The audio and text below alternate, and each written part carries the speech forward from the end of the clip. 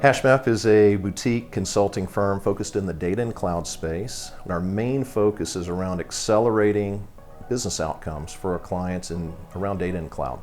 We've been using Snowflake in general. I personally have been using Snowflake since maybe the fall of 2018.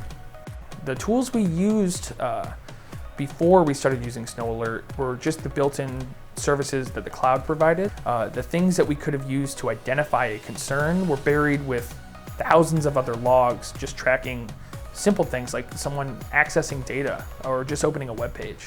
So SnowAlert was a perfect middle ground for all of that, where we were able to customize it for our needs using just a SQL skill set. We're able to kind of crowdsource our rule generation to monitor our instances across multiple clouds. So I would say the number one value of SnowAlert for us is having one place that a company full of data engineers can use SQL to examine our multi-cloud footprint. It lets us build rules that don't just monitor security, that's the first thing that got us involved, but we're also monitoring our costs across the different clouds, and we're also monitoring our data quality and compliance. One of the major benefits of using Snowflake and SnowAlert for security is that it exists within my data warehouse, where I have a lot of other data already around, so I can add context to my security events.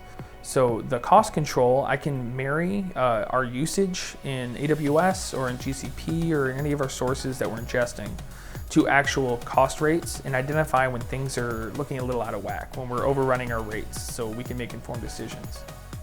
So something like SnowAlert is a really easy way to get started in this space.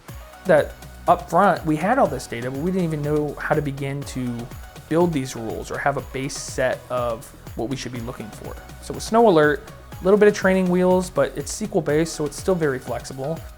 The other part is the automated separation of the signal and the noise. Having cloud logs is not the tricky part. Knowing what to do about the data in those cloud logs, that is the tricky part.